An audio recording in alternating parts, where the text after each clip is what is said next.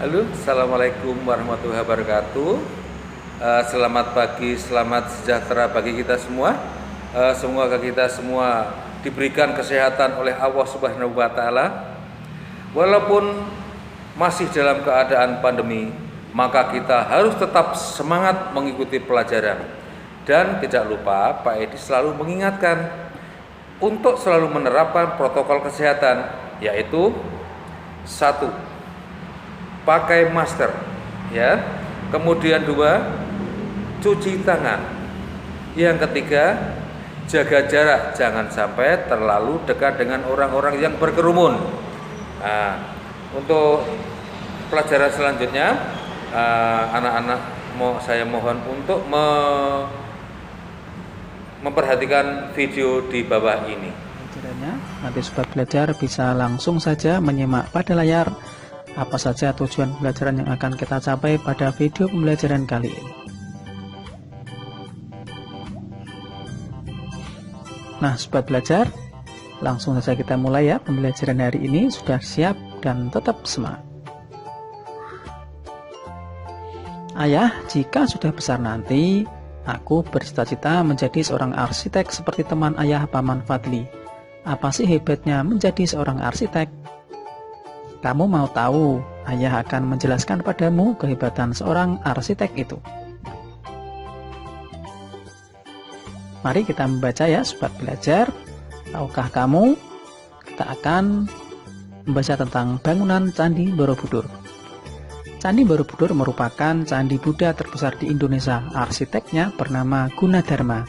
Candi tersebut amat indah dan megah, dibangun tanpa perekat dan tanpa bantuan alat modern. Tak heran jika Candi Borobudur pernah menjadi salah satu keajaiban dunia. Yang berikutnya ada bangunan Waduk Jatiluhur. Seorang arsitek juga berperan dalam menjaga lingkungannya, misalnya saat bekerja sama dengan insinyur teknik sipil untuk merancang Waduk Jatiluhur. Waduk Jatiluhur adalah kolam besar tempat menyimpan air untuk berbagai kebutuhan. Hasil karya kumpulan arsitek Indonesia ini memiliki banyak kegunaan, diantaranya menampung dan mengalirkan air ke sebuah pembangkit listrik tenaga air atau PLTA, sehingga dapat menghasilkan listrik. Waduk juga bermanfaat sebagai penyedia air bersih, irigasi yang diperlukan untuk mengairi sawah. Waduk juga sebagai pengendali banjir. Kemudian yang berikutnya ada bangunan Jembatan Suramadu. Jembatan Suramadu adalah jembatan yang menghubungkan Pulau Jawa dan Pulau Madura. Berkat jembatan ini, masyarakat dapat lebih mudah dan cepat melakukan perjalanan darat. Dengan panjang sekitar 5 km, jembatan ini merupakan jembatan terpanjang di Indonesia pada saat ini. Nah, selanjutnya, seorang arsitek juga berperan dalam usaha mempersatukan umat beragama. Lihatlah Masjid Istiqlal Jakarta yang berdiri megah berdampingan dengan Gereja Katedral Jakarta, tempat umat Katolik beribadah. Masjid Istiqlal dibangun pada masa pemerintahan Presiden pertama Indonesia Soekarno pada tahun 1961. Pembangunan masjid ini memerlukan waktu selama 17 tahun hingga digunakan pertama kali pada tahun 1978. Perancangnya adalah bernama Frederick Silaban.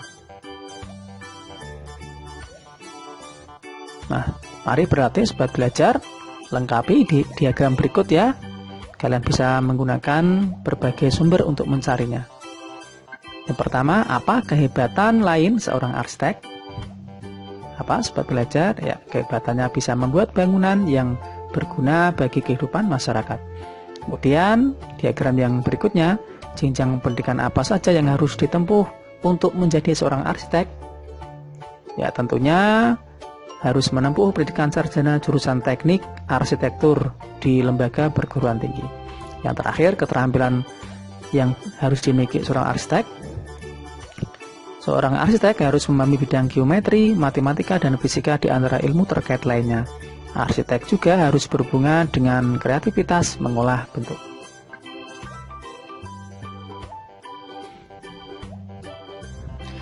Nah, sobat belajar, tahukah kamu, dari zaman dahulu, nenek moyang kita telah membangun berbagai bangunan adat yang mencirikan kebudayaan mereka masing-masing.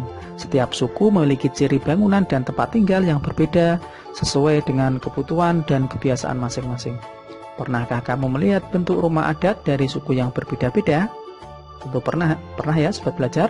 Kalau digambari, itu merupakan rumah adat Papua Hanoi.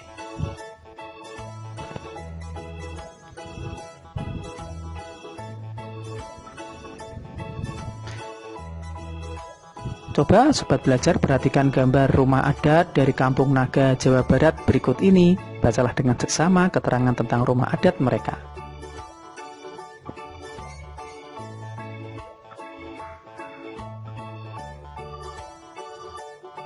Rumah-rumah adat di Kampung Naga dibangun dengan cara yang unik dan memiliki tujuan dan makna sesuai kebiasaan masyarakat setempat. Rumah dibangun di atas bebatuan agar tidak longsor bagian bawahnya. Masyarakat Kampung Naga juga sangat erat kekerabatannya, sehingga mereka membangun rumah mereka secara berdekatan, tetapi mengarah ke arah yang sama, yaitu arah timur barat.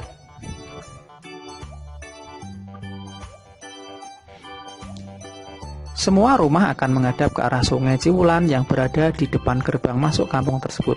Semua bahan bangunan dibuat dari bahan-bahan alami, seperti bambu dan dedaunan, karena kehidupan masyarakatnya yang sangat dekat dengan alam.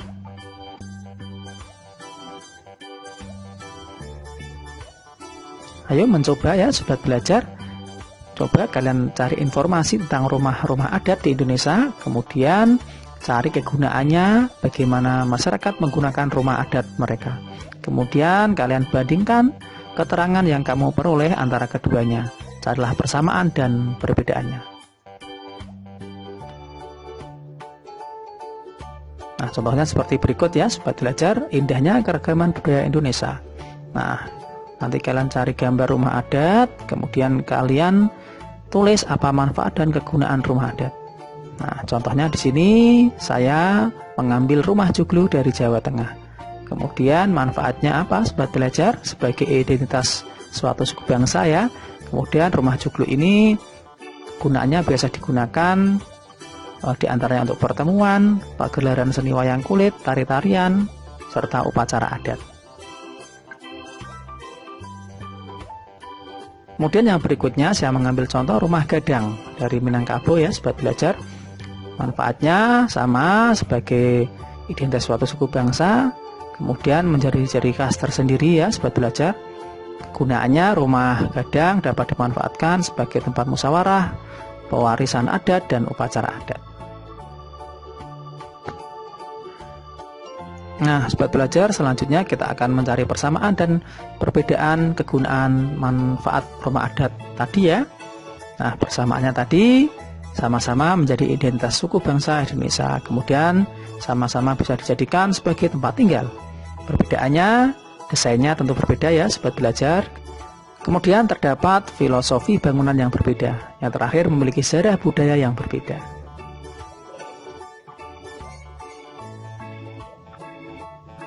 Nenek moyang kita merupakan arsitek yang hebat ya. Mereka membangun rumah adat yang sesuai dengan keadaan alam dan nilai-nilai budaya. Ya, mereka senantiasa ingin menyatu dengan alam sekitarnya. Mereka menganggap alam adalah sumber daya mereka, sehingga mereka pelihara dan jaga. Nah, sobat belajar, mari kita pelajari manfaat sumber daya alam di sekitar kita. Masyarakat memanfaatkan sumber daya alam di sekitarnya untuk memenuhi kebutuhan hidupnya melalui berbagai cara. Di sini ada sumber daya berupa lahan, air, dan tumbuhan biasanya digunakan sebagai tempat bertani ya sobat belajar, kemudian juga sebagai tempat berkebun. Kemudian yang sumber daya berupa hewan, biasanya kegiatannya adalah bernelayan dan berkebun. Maksud saya berternak itu ya sobat belajar, salah menulis.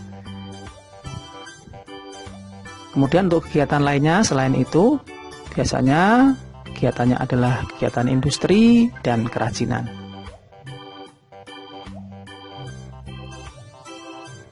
Ayo mencoba sobat belajar membuat puisi dan menjelaskan maknanya. Perhatikan rangkaian puisi berikut, lengkapi puisi ini dengan menggunakan kata-katamu agar puisi ini lebih bermakna. Nah, di sini Puisinya yang berjudul dengan Kawan Sejatiku karya Lani untuk Beni, Made, dan Siti. Mari kita kerjakan bersama-sama ya sobat belajar. Wahai titik sejatiku, ya yang betul. Wahai kawan sejatiku, isinya sobat belajar, kamu selalu bermain bersamaku, selalu menemaniku mengerjakan ya tugas sekolahku, selalu menghibur saat aku pilu. Wahai kawan sejati, walau kita berbeda suku dan agama, kau selalu mengingatkanku untuk menghormati dan mengucapkan selamat saat hari raya. Wahai kawanku, tak akan pernah ku lupa selamanya. Kita akan selalu bersama-sama untuk meraih cita-cita. Mudah ya, sobat belajar. Nah, selanjutnya tanggapi pernyataan berikut ini dengan kata ya atau tidak ya, sesuai isi puisi di atas. Yang pertama, puisi ini berkisah tentang kawan yang tidak setia. Tidak ya, sobat belajar. Tadi kisahnya tentang persahabatan yang setia. Kedua, Lani memberikan pendapat yang baik terhadap kawannya. Ya, betul. Kemudian ketiga, kita yang dimaksud dalam puisi ini adalah Lani dan Siti. Tidak ya, tadi ada Beni juga ya, sobat belajar. Yang keempat, kawan yang dimaksud memiliki suku yang berbeda dengan Lani. Ya, betul. Yang kelima, Lani akan melupakan kawannya. Tidak ya, karena Lani tidak akan melupakan kawannya selama-lamanya. Kemudian yang keenam, mereka ingin meraih cita-cita bersama. Ya, betul. Nah, kemudian kalian nanti bisa menjelaskan isi puisi dalam paragraf di bawah ini ya. Nah, nanti kalian bisa mengerjakan sendiri pada buku